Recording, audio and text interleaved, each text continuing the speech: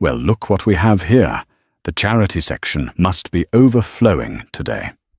That's the first thing the flight attendant said to 16-year-old Maya.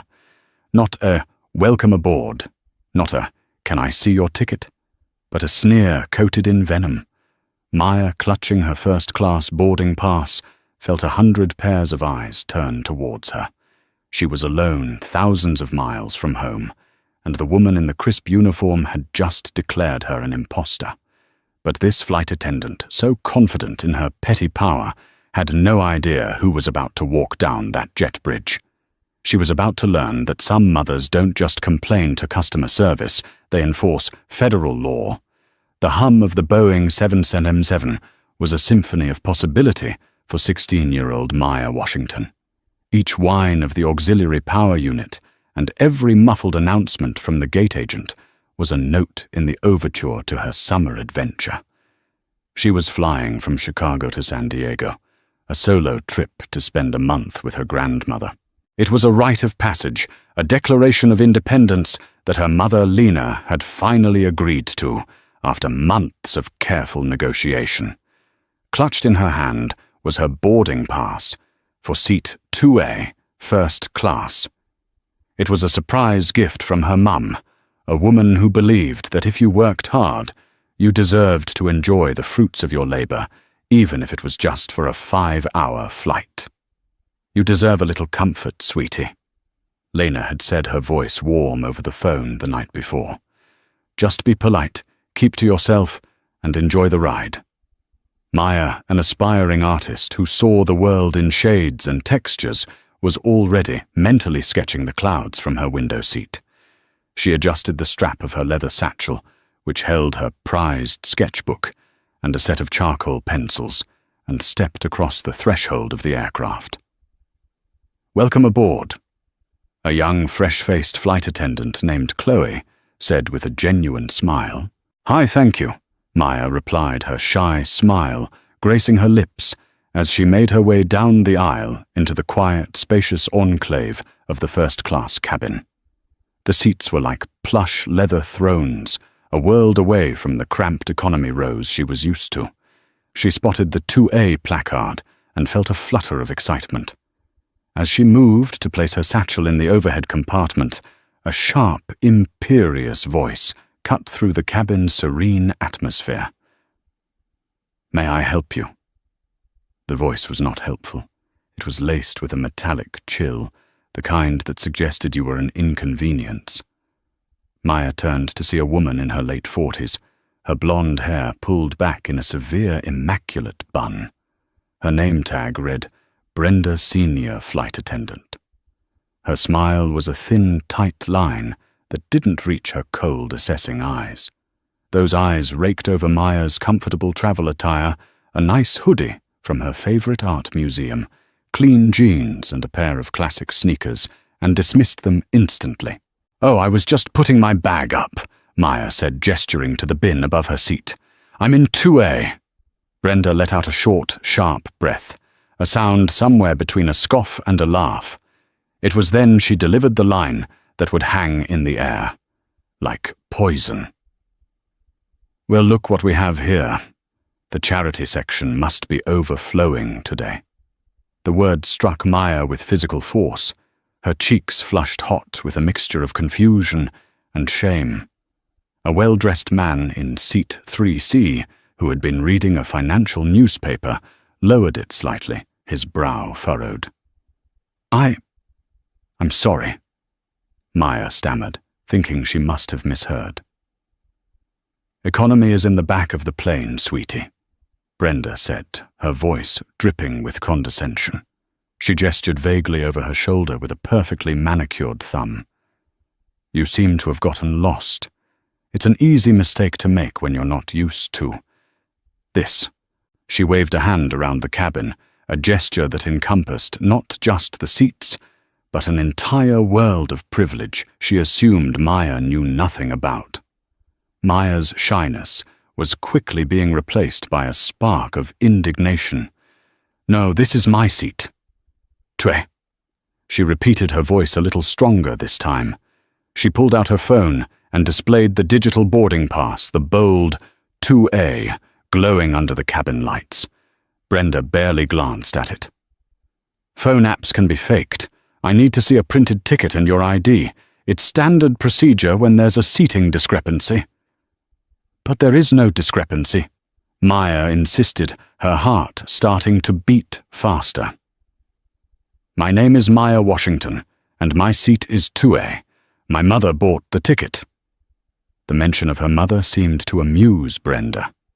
"Of course she did," she said, her voice syrupy sweet and utterly dismissive. "Now, if you don't have a proper printed ticket for this cabin, I'm going to have to ask you to move along. You're holding up the boarding process." Every word was a carefully chosen dart designed to make Maya feel small and out of place. Brenda was performing for the other first-class passengers, establishing her authority and reinforcing a social order that existed only in her head. She saw a young black girl in a hoodie and made a series of ugly assumptions. She couldn't possibly belong. She couldn't have paid. She must be a mistake, a stray who wandered into the wrong part of the world. The man in 3C, a Mr. Harrison, finally spoke up. "Ma'am, the girl showed you her boarding pass on her phone. That's what we all use now. Just scan it." Brenda shot him a look that could freeze fire. "Sir, I am the senior flight attendant on this aircraft. I have been with this airline for 22 years, and I am perfectly aware of my duties. I am responsible for the safety and security of this cabin, which includes verifying that all passengers are correctly seated." She turned her icy gaze back to Maya. "Now for the last time, please move to the rear of the aircraft where you belong." "I don't belong there," Maya said, her voice trembling but firm. "I belong here." The standoff was complete. The air crackled with tension. Maya stood her ground, her face a mask of humiliated defiance. Brenda stood arms crossed, the self-appointed gatekeeper of a world she had decided Maya was unworthy of. And neither of them had any idea that the resolution to their conflict was at that very moment striding through the airport terminal, her presence commanding a respect that Brenda could only dream of. The jet bridge was a tunnel of escalating dread for Maya. The faces of the other passengers boarding blurred into a gallery of curious, pitying, and annoyed expressions.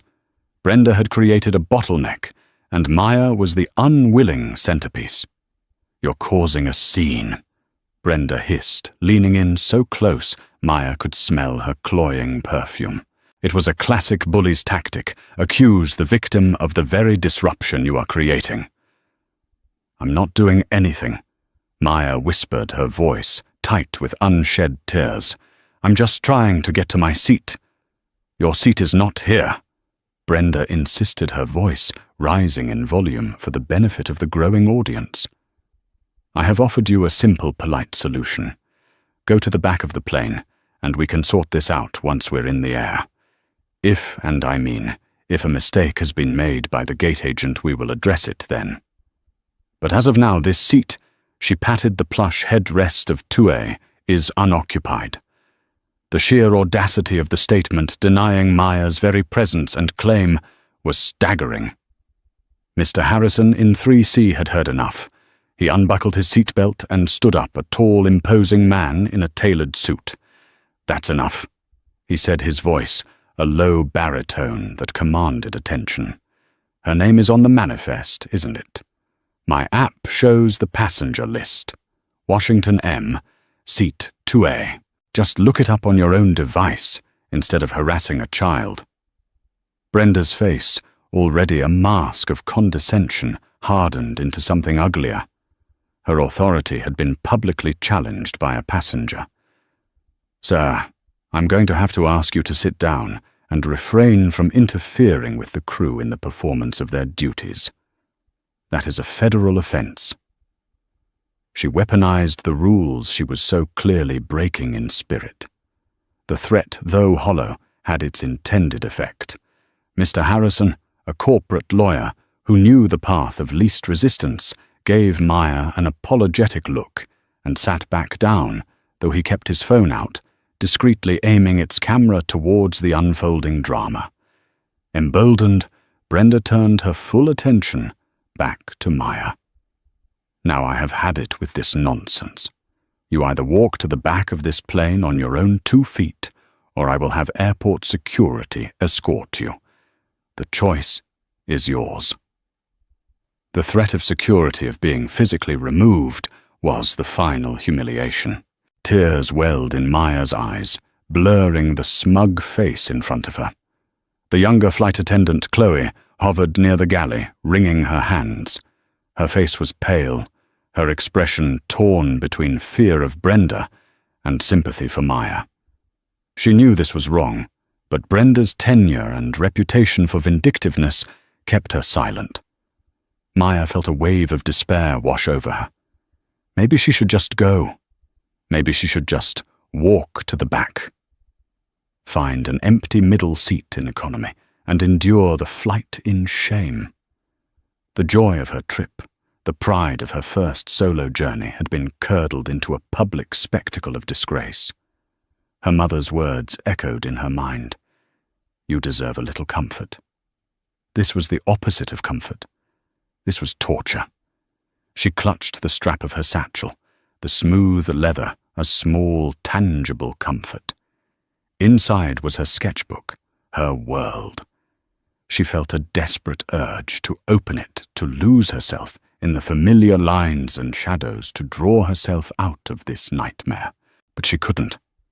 She was paralyzed. "What's it going to be?" Brenda's voice was a sharp prod. Taking a shaky breath, Maya made a decision. She would not move. She would not surrender the seat her mother had bought for her. She would not validate this woman's bigotry.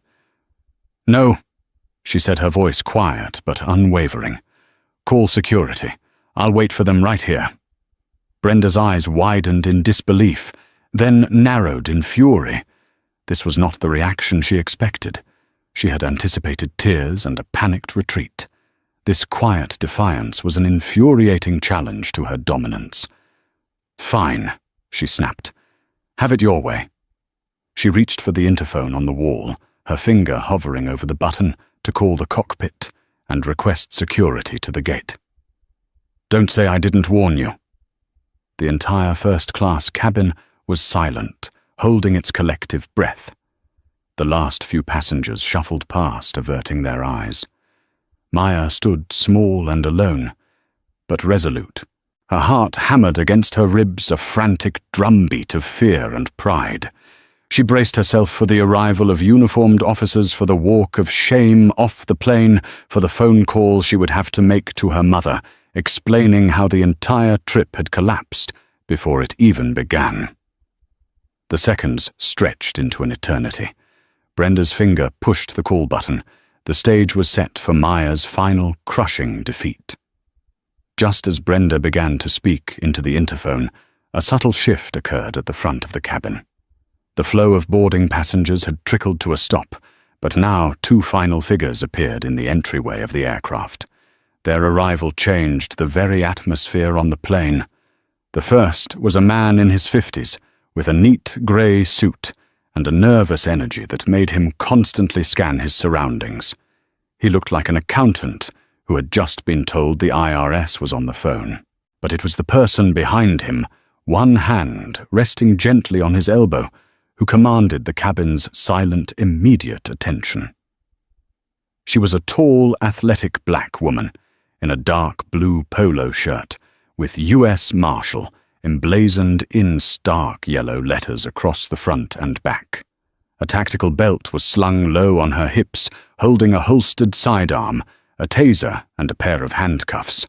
The polished silver star of the U.S. Marshal Service was clipped to the belt, gleaming under the cabin lights. Her hair was tied back in a practical severe bun, not unlike Brenda's, but where Brenda's looked brittle and vain, this woman's looked efficient and professional. Her eyes, a deep, intelligent brown, swept over the cabin with a calm, assessing authority that made Brenda's manufactured dominance seem like a child's tantrum. This was Deputy U.S. Marshal Lena Washington, and she was on duty. The man she was escorting was a protected federal witness being relocated before a major trial. They were the last aboard for security reasons, their presence meant to be discreet. But there was nothing discreet about the scene they had just walked into. Lena's professional gaze took in the tableau in an instant. The senior flight attendant, with a look of furious indignation, her hand on the interphone. The cluster of passengers staring openly. And at the center of it all, her daughter, her 16-year-old child, standing alone, with tears shimmering in her eyes. Her face, a heartbreaking mix of fear and defiance. A flicker of something, a protective primal instinct, flashed in Lena's eyes, but her expression remained professionally placid. Her voice, when she spoke, was calm, and even yet it cut through the tension, like a surgeon's scalpel. "Is there a problem here?" Brenda, startled by the new arrival and momentarily blinded by the glint of authority, straightened up. She hadn't processed who she was looking at yet. She just saw another person to assert her dominance over. "Everything is under control, ma'am. This is a crew matter," she said dismissively, turning back to the interphone. Maya's head snapped up. Her tear-filled eyes widened, and a choked sob escaped her lips. "Mum!" The single word detonated in the silent cabin. Brenda froze her finger, still on the call button. Her head swiveled slowly from Maya to the woman with the badge on her hip. She processed the resemblance, the same determined set of the jaw, the same intelligent eyes. The blood drained from her face, leaving behind a pasty, slack-jawed mask of horror. The word "mom" echoed in her mind, a death knell for her career. Lena's professional mask softened for a fraction of a second as she looked at her daughter. She gave a minuscule, almost imperceptible nod. "I'm here now. It's okay." She then turned her full, undivided attention to Brenda. The temperature in the cabin seemed to drop by 20 degrees. "Let's try this again," Lena said, her voice still quiet, but now imbued with the full weight of her federal authority. "I am Deputy United States Marshal Lena Washington. This is my daughter Maya Washington, and you appear to be preventing her from taking her paid-assigned seat." She took a deliberate step forward, her polished boots making no sound on the carpet. "So I will ask you one more time. Is there a problem here?" Brenda's mouth opened and closed like a fish on a dock. The carefully constructed world of her petty tyranny had just been vaporized by a 5-pointed star. The power she thought she had was illusory. The power standing in front of her was very, very real. She snatched her hand back from the interphone as if it were red hot. "No, Marshal. No problem. Just a misunderstanding." Her voice was a weak, trembling squeak, a pathetic shadow of its earlier imperious tone. "It didn't sound like a misunderstanding." Lena countered her gaze, unwavering. "It sounded like you were about to call security on a minor." She looked past Brenda to Maya. "Sweetie, are you all right? What happened?" Maya, now safe under her mother's formidable shield, finally let the tears fall. She said I didn't belong here." She whispered the words, trembling with residual pain. "She said my ticket was fake and that I needed to go to the back of the plane.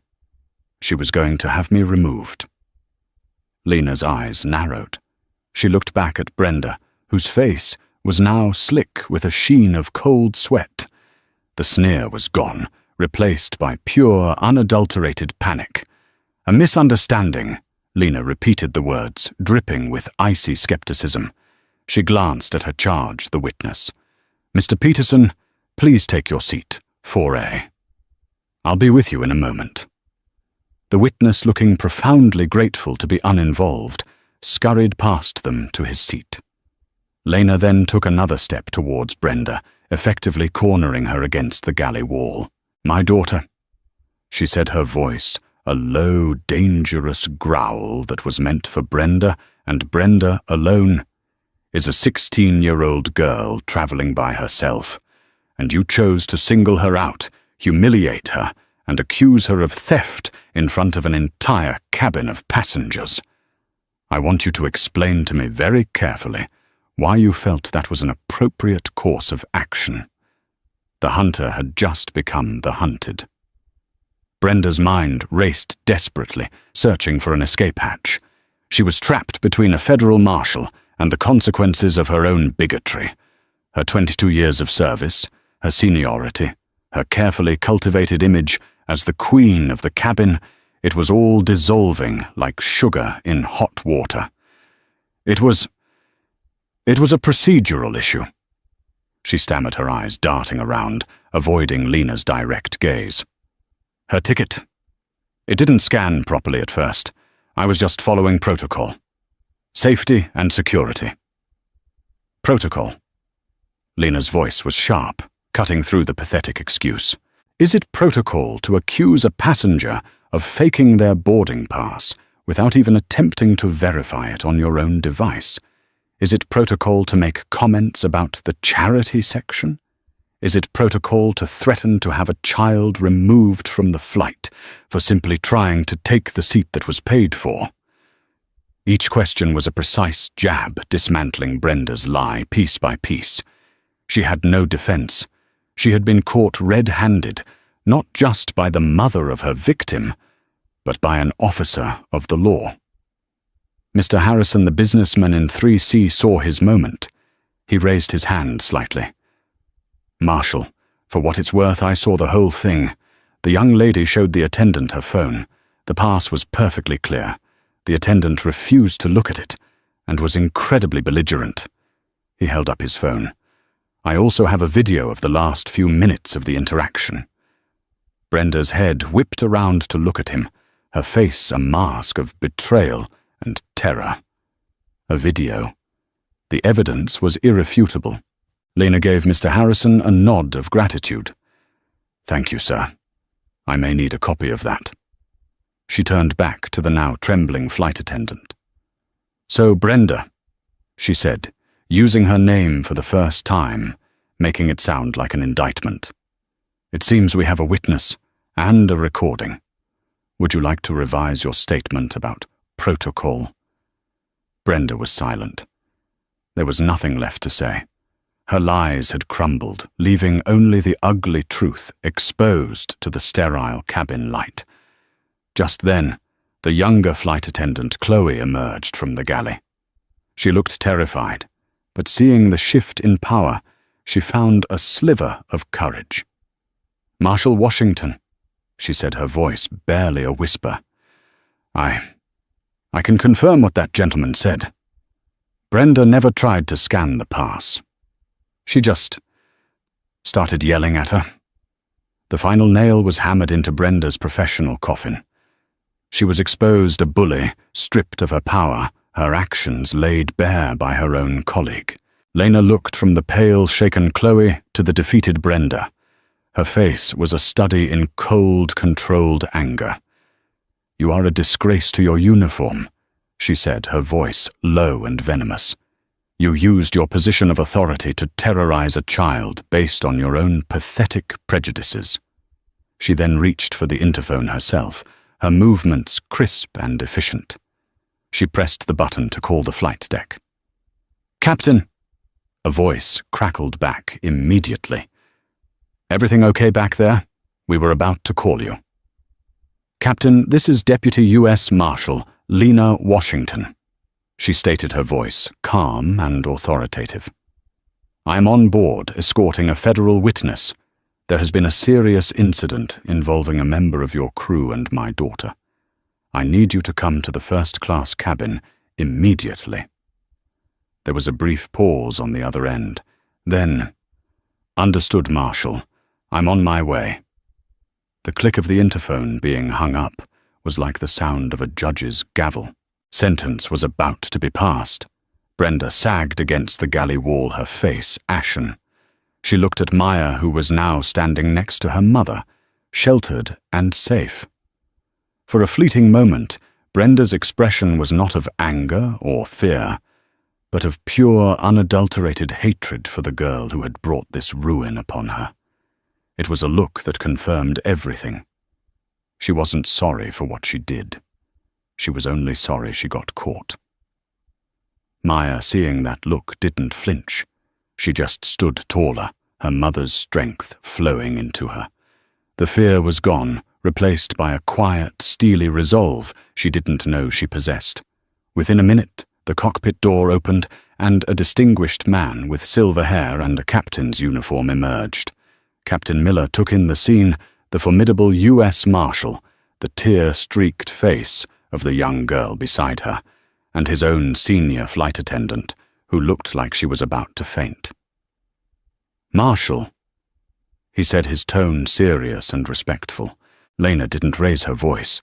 She didn't need to.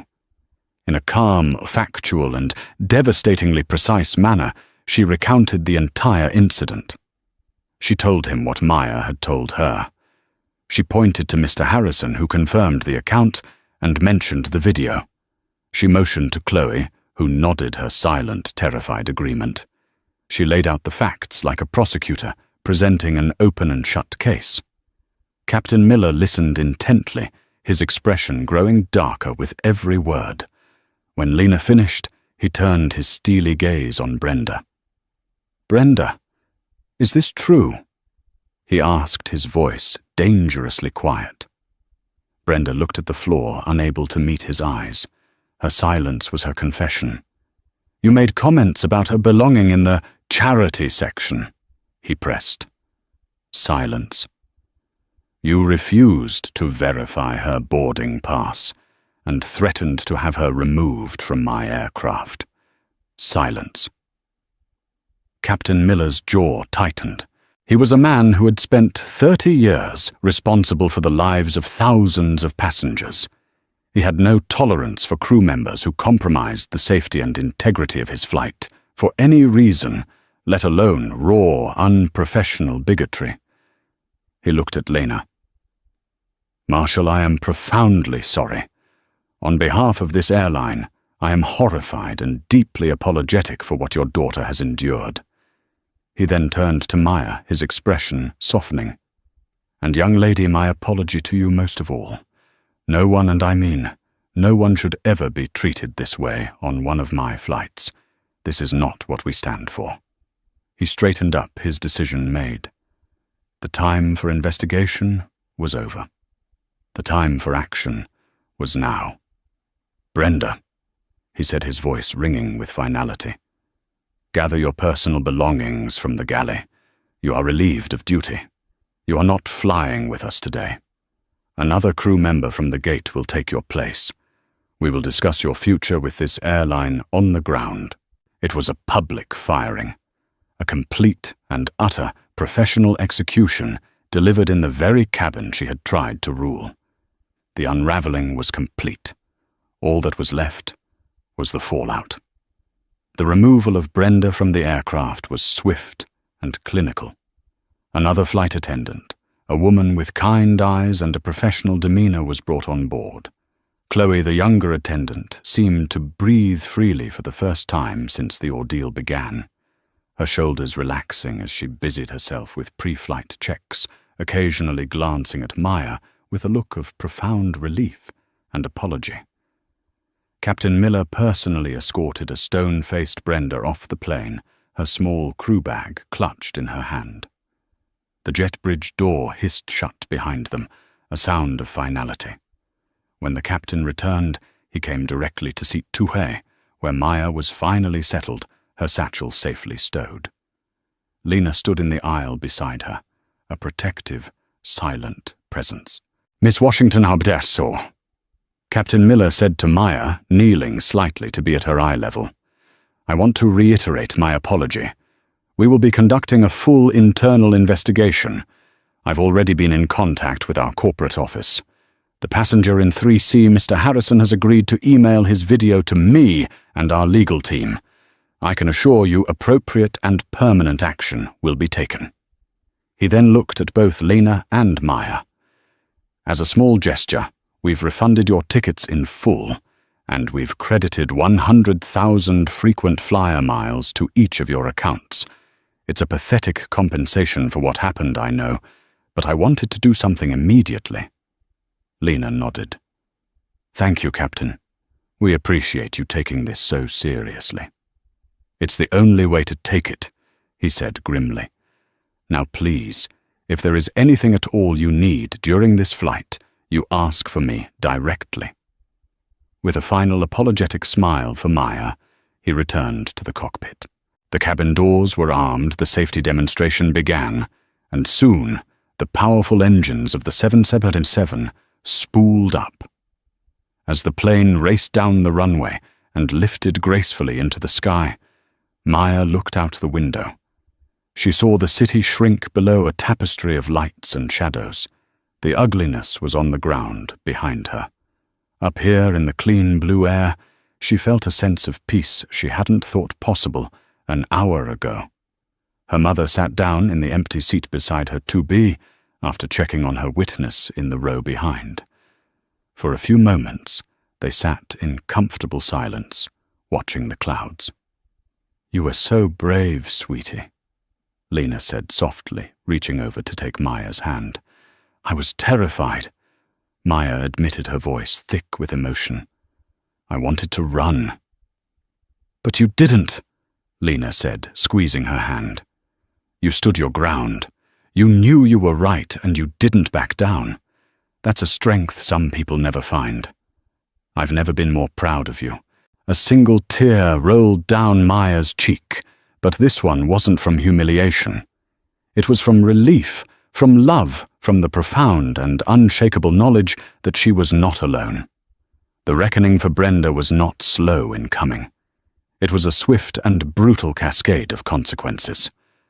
Before Flight 287 even landed in San Diego, the video Mr. Harrison had taken was already in the hands of the airline's corporate communications and HR departments. By the time Maya and Lena were collecting their luggage, Brenda was in a sterile office at O'Hare being interviewed by a grim-faced HR executive and an in-house lawyer. Her 22 years of service meant nothing against the crystal-clear video evidence and the testimony of multiple witnesses, including another crew member, and most damningly, a U.S. Marshal. Her union representative could do little more than ensure the paperwork was filed correctly. She was suspended without pay, pending termination. But the airline knew that wasn't enough. In the age of social media, stories like this had legs. They decided to get ahead of it.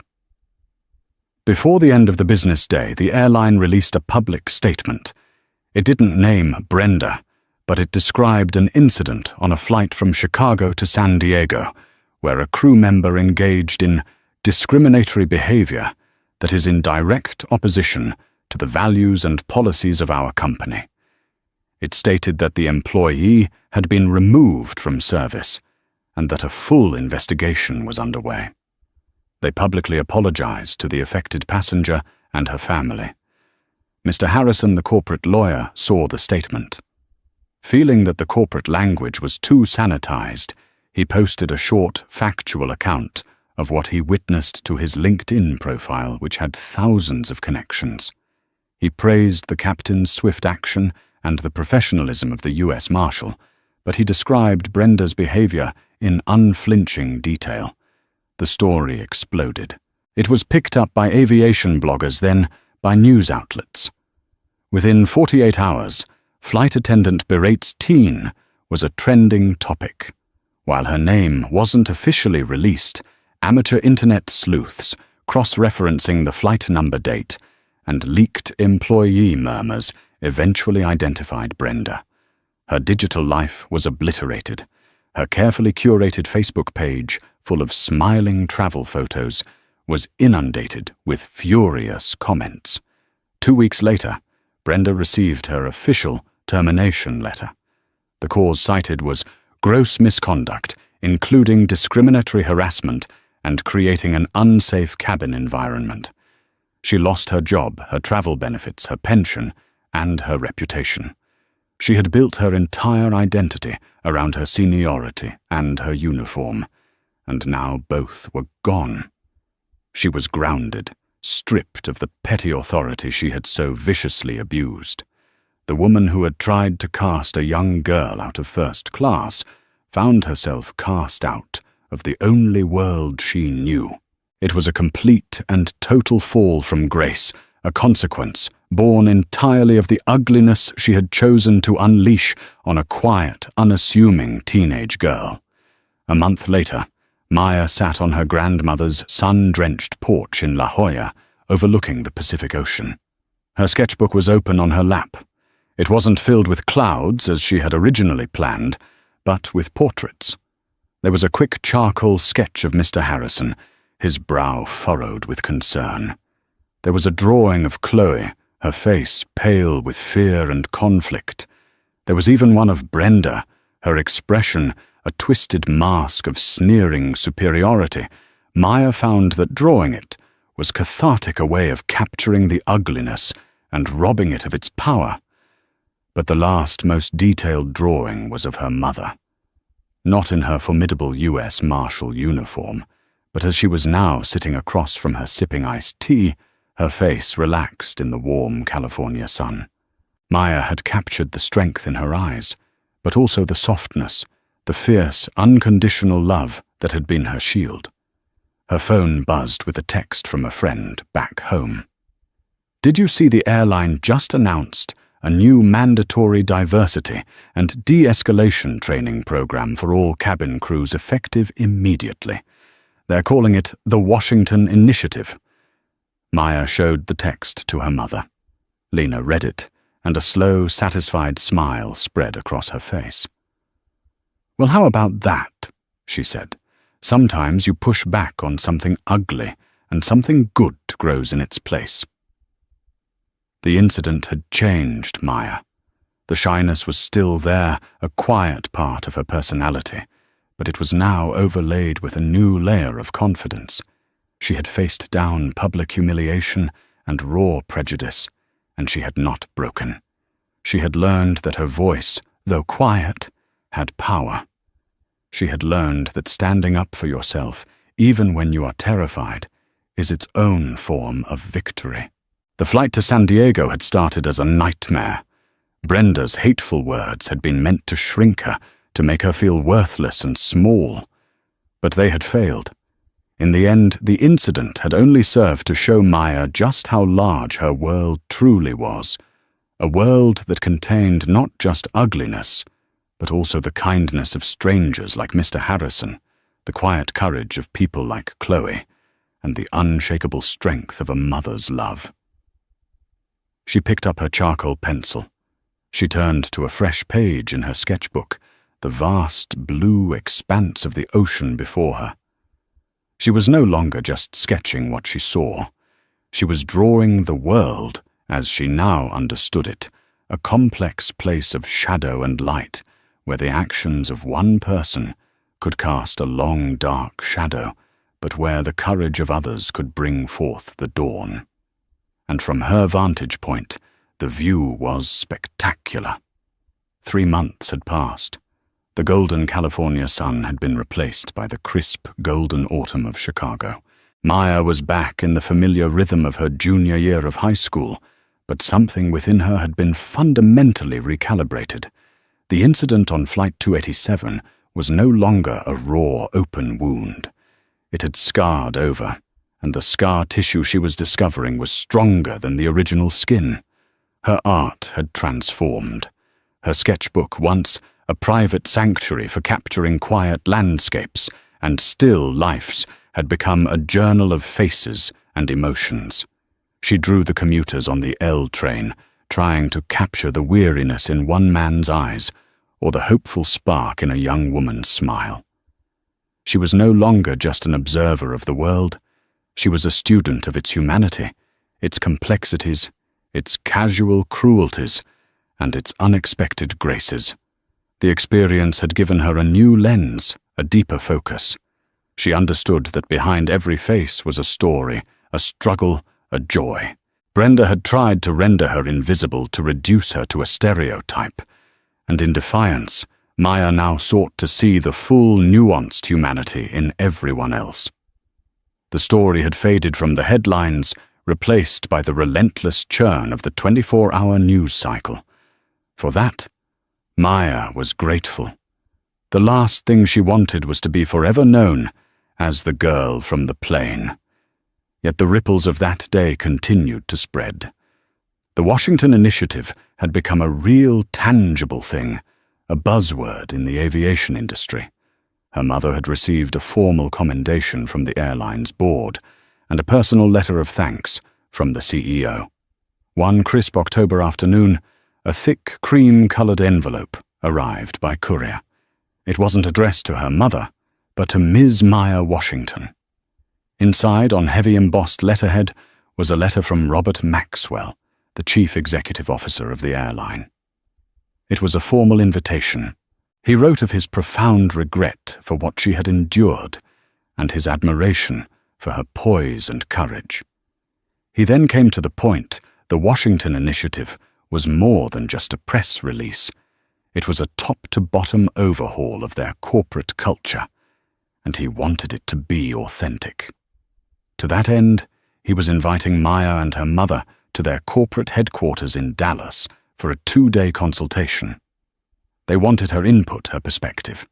Furthermore, he wanted to invite her to be the keynote speaker at the official launch of the program in front of the company's top 200 executives. Maya's heart did a complicated flip in her chest. Part of her felt a thrill of validation. The CEO of a multi-billion-dollar corporation wanted her opinion. But another larger part recoiled. It felt like willingly stepping back into the spotlight she had been so relieved to escape. That evening, she sat with her mother at their small kitchen table, the letter lying between them. "I don't know, Mom," Maya said, tracing the embossed logo with her finger. "Speak in front of 200 people. What would I even say? I don't want to just be this professional victim they parade around to make themselves look good." Lena listened, her expression thoughtful. She didn't push or persuade. She simply nodded. "That's a fair concern," she said. "Your story is yours, Maya. No one else's. You don't owe them anything." She paused, then tilted her head. "But let me ask you this. When you were standing there in that aisle, and that woman was trying to erase you, what did you want more than anything?" Maya thought for a moment. "I wanted someone to see me," she said softly. "To just see me, and not all the stuff she was imagining." "Exactly," Lena said. "You have a chance here, not just to be seen, but to teach a whole company how to see. You're not a victim in this story anymore, sweetie. You're a survivor. And what you learned, what you felt, that's more valuable than any corporate training manual they could ever write. This isn't about them parading you around. This is about you taking control of the narrative. You can define what the Washington Initiative really means. You can turn the worst day of your summer into something that helps thousands of other people." She reached across the table and touched Maya's hand. "The choice is yours, but don't make it out of fear. Make it out of strength. And whatever you choose, I'll be right there." Maya looked at the letter, then at her mother's strong, loving face. Fear was what Brenda had used. Strength was what her mother embodied. The choice was clear. "Okay," Maya said, a new resolve hardening her voice. "I'll do it. But I'm doing it my way." 2 weeks later, Maya and Lena were once again in first class, flying to Dallas. The experience was surreal. The entire crew seemed to be aware of who they were treating them, with a reverence that was almost uncomfortable. It was the polar opposite of her flight with Brenda, a world of deference that felt just as artificial in its own way. It proved her point. They were still seeing the event, not the person. The airline's headquarters was a sprawling campus of glass and steel, a monument to corporate power. They were met personally by Robert Maxwell, a man in his late 50s with a warm handshake and eyes that held a genuine trace of shame. He wasn't the slick, dismissive executive Maya had imagined. He seemed deeply, personally invested in fixing what had been broken. He led them to a top-floor boardroom with a panoramic view of the city. Waiting for them at the massive oak table were two familiar faces, Captain Miller and Mr. Harrison, the businessman from seat 3C. I thought it was essential to have everyone who was central to that day's positive outcome, Maxwell explained. Captain Miller for his decisive leadership, Mr. Harrison for his courage as a bystander, your mother for her incredible professionalism, and you, Maya, for your strength. The consultation began. It was a fascinating, multifaceted discussion. Mr. Harrison, the lawyer, laid out the cold, hard business reality. From a risk management perspective, he said, gesturing with his pen, Brenda was a catastrophe. The potential liability from that one incident, a lawsuit brand damage stock devaluation, is astronomical. This initiative isn't just about PR. It's about survival in the modern marketplace. Empathy has become a core component of corporate security. Captain Miller spoke of the command structure. The problem wasn't just Brenda. It was a system that enabled her. For years, senior crew members have ruled their cabins like fiefdoms. A junior attendant like Chloe was terrified to speak up. We need to build a new protocol, a duty to intervene, that empowers any crew member to challenge a colleague's behavior without fear of reprisal. This is a safety issue. A crew at odds with itself is not a safe crew. Lena brought the perspective of law enforcement. All our training is about de-escalation and threat assessment, she explained, her voice calm and clear. Brenda failed at the most basic level. She misidentified the subject and the threat. She saw a young black woman in a hoodie as a threat to her cabin's order. She completely missed the actual threat, her own prejudice. The training needs to force personnel to identify and question their own internal biases before they act. The bias is the enemy, not the passenger. Throughout this, Maya was mostly silent, listening, absorbing. She felt a little intimidated by the high-powered adults dissecting the event in terms of liability and protocol. Then Robert Maxwell turned to her. Maya, we haven't heard from you. What are we missing? Maya took a deep breath. She reached into her satchel and pulled out her sketchbook. She opened it and laid it on the table. There they were, the charcoal portraits of everyone from that day. She slid the book across the polished wood towards Maxwell. You're all talking about rules and liability and training, she said, her voice quiet but clear ringing with an authority none of the others possessed. And that's important. But you're missing the feeling. You need to teach your people how it feels. She pointed to the drawing of Brenda. When she looked at me, she didn't see a person. She saw a problem she needed to solve. She saw a thing that was in the wrong place. She pointed to her own self-portrait. From that day, her face small and tear-streaked. This is what that look does. It makes you feel like you're not real, like you don't have a right to take up space in the world. She then turned to the drawing she'd made of Mr. Harrison. And this is what it feels like when someone sees you, when a stranger speaks up and says, I see you, you belong here. It's like being given air when you're suffocating. The executives and lawyers and pilots in the room were silent, captivated. This was a truth beyond their balance sheets and training modules. Don't just make corporate videos, Maya urged, her passion growing. Tell stories. Use my story. Use other stories.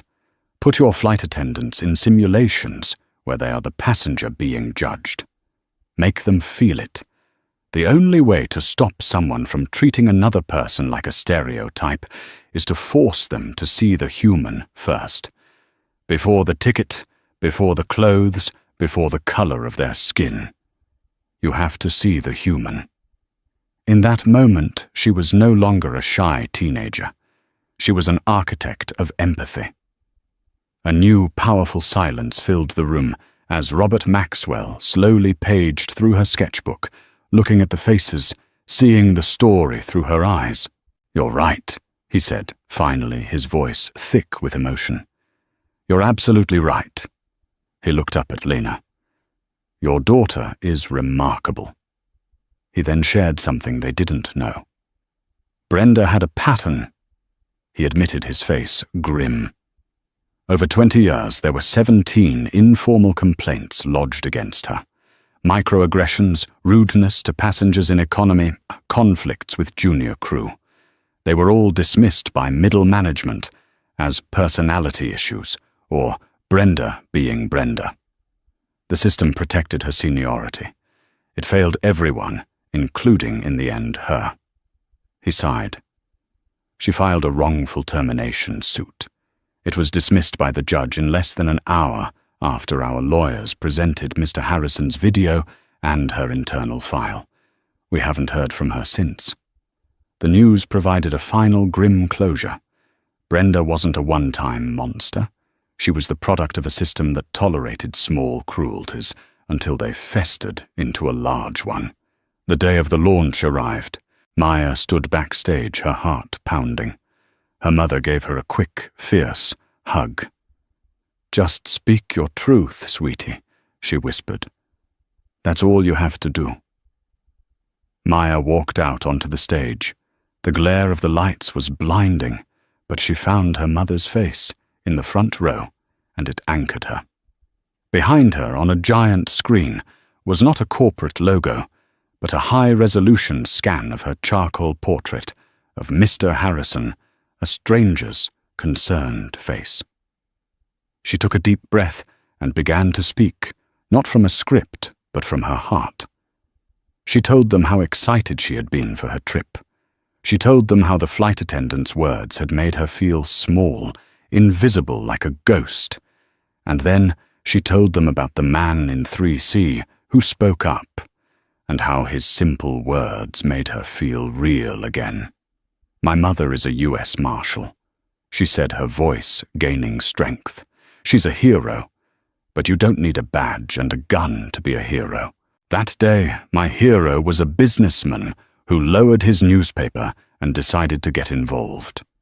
My hero was a young flight attendant who was terrified, but later found the courage to tell the truth. My hero was a captain who chose integrity over convenience." The screen behind her changed, cycling through her portraits. "The Washington Initiative isn't about my last name," she concluded. "It's about a choice. The choice to see the person in front of you. That's a choice every single one of you has the power to make every day on every flight. Please just choose to see the person." She finished, her voice echoing in the vast, silent auditorium. For a heartbeat, there was nothing. Then the entire room rose to its feet, a thunderous wave of applause washing over her. It wasn't polite, corporate clapping. It was a genuine, heartfelt ovation. Through the lights, she saw Captain Miller and Mr. Harrison cheering, and she saw Robert Maxwell wiping a tear from his eye. And in the front row, she saw her mother, Lena Washington, beaming with a pride so fierce it was the brightest light in the room. Walking off that stage, Maya felt a profound shift. The story was no longer something that had happened to her. It was something she now owned. She had taken the ugliest moment of her life and used it as a foundation to build something meaningful. She was not the girl from the plane. She was Maya Washington. And her voice was just getting started. Thank you for joining us for this story of injustice, courage, and ultimate vindication. What started as a moment of ugly prejudice became a powerful lesson in standing your ground. Maya's story is a reminder that your worth is never determined by someone else's bigotry, and Lena's arrival shows us that sometimes help arrives in the most unexpected and formidable ways. This wasn't just about one flight attendant having a bad day. It was about a systemic issue being confronted head-on thanks to the bravery of a teenage girl and the quiet authority of her mother. If this story resonated with you, please hit that like button and share it with someone who needs to hear it. These stories matter. They show that while prejudice still exists, so do heroes who fight against it. Don't forget to subscribe to our channel and turn on notifications so you never miss another story of real-life drama and powerful consequences. What did you think of the captain's response? Let us know in the comments below.